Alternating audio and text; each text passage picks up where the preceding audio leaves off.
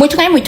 នៅក្នុងប្រទេសថៃវាអត់មានធ្វើអីខំប្រឹងបញ្ជាពីសង្គ្រាមទេគឺវាគិតតែពីរកផែនការធ្វើយ៉ាងណាញុះញង់បង្កការឈឺចាប់បង្កការក្តៅក្រហាយមួម៉ៅដល់ជាជនខ្មែរយើងដល់វិរៈកងទ័ពជួមុខខ្លាំងមែនទែនហើយវាក៏ជារឿងមួយដែលជាទម្លាប់របស់សត្វតោព្រៃសៀមដូចជាភាពជាក់ស្ដែងនេះហេរ៉ូរបស់ប្រទេសចៅព្រៃថៃអាខ្មៅនេះដែរគឺកំពុងតែមកប្រើវិធី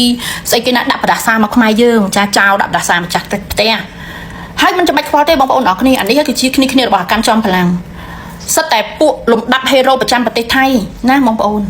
អញ្ចឹងហើយគ្មានអ្វីចម្លែកទេដែលប្រជាជនថៃមួយចំនួនវាមានចរិតអន្តពាលដោយសារតែកំពូលហេរ៉ូកំពូលអាយដលពួកវានេះគឺជាចរិតបែបហ្នឹង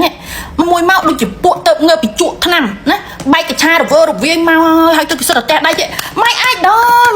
លអាខ្មៅវានេះម៉ៃអាយដលពួកជក់ថ្នាំតាមផ្សារតាមអីហ្នឹងណាហើយនៅពេលដែលប្រទេសជាតិយើងមានបរទេសដែលគេមានចំណេះដឹងមានការងារធ្វើត្រឹមត្រូវមកជួយដោយសារតែគេមកលើប្រទេសខ្មែរយើងហើយគេជួបភាពឈឺចាប់ជំនួសខ្មែរយើងគេក៏ចេញមុខជួយធ្វើ content ជួយធ្វើអីទៅវា deal គេវាសិតថាពួកនេះនឹងសិតតែពួកស្អីគេយើងទិញក្បាលមកអីចឹងណានេះណាហើយដូចជាការចំនួនលោក Alfaro គាត់មិនមកជួយសពគ្រប់បែបយ៉ាងវា deal គេជេរគេណា hero វានេះស្រអស់ចាមកមួយដូចពួកបែកកញ្ឆាពេញប្រទេសហើយវាមានអីចម្លែកទេពួកចរិតអន្តពាលហ្នឹងឯងសេរីកម្មចំកម្លាំងហើយមកញុះញង់សពគ្រប់បែបយ៉ាងណាគូខថាណយអាយដលនៃប្រទេសពួកមឹងនេះมันดีที่สุดในไอ้ดำนี่แล้วเหรอออกมาทีละคนนี่กูปวดหัวกูนี่เหลือเชื่อเหรอนี่ใช่ไอ้ดำนี่เป็นนานาชาติกูยินดีด้วยนะคะตอนนี้มีนานาชาติออกมาช่วยเหลือพวกมึงแล้วไอ้ดอลพวกมึงอ่ะออกมาทีละคนให้ดีนิดนึงไม่ได้เหรอคะ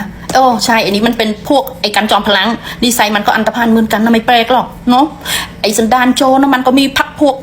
แบบนี้แหละแล้วพวกมึงคิดว่าเอาไอ้พวกนี้มาเนี่ยพวกมึงจะทำลายจิตใจประชาชนพวกกูได้หรอไงมันยิ่งทำให้พวกกูนี่ขำกับพวกมึง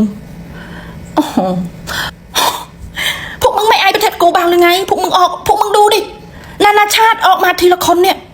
เขามีความรู้ดูการแต่งตัวเขาดูการพูดของเขาเป็นประเภทแบบไหนเหมือนเน็ตไอดอลพวกมึงนี่ไหม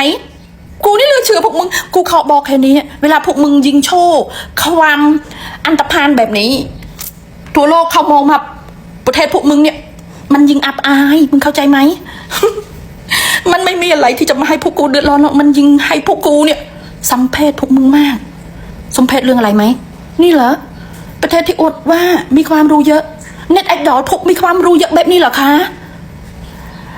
อะไรการกระทำไอ้การจอมพลังคนหนึ่งแล้วมาอีกคนหนึ่งพวกไอ้การจอมพลังอีกคนหนึ่งโอ้โหกูมาอะไรมาทำพิธีอะไรเยอะแยะฮะตามนั้นน่ะคนพวกที่มีจิตใจเป็นโจรมันไม่รู้จักว่าจะทำยังไงให้ประเทศพวกมันน่ะอย่าอับอายในสายตาโลกนี่นานาชาติออกมาช่วยพวกมึงแบบนี้แล้วเหรอคะนี่เหรอคะที่นานาชาติที่พวกมึงนับถือว่าเป็นเน็ตไอดอล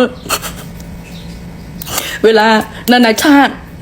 มาช่วยเหลือประเทศของกูพวกมึงก็บอกว่าโอ้โหพวกแบบนี้แบบนู้นสงสัยพวกคอเซ็นเตอร์สงสัยพวกหลอกลวงแบบนี้โอ้โหเราเน็ตไอดอลพวกมึงเนี่ยโคตรดีเลยเนาะ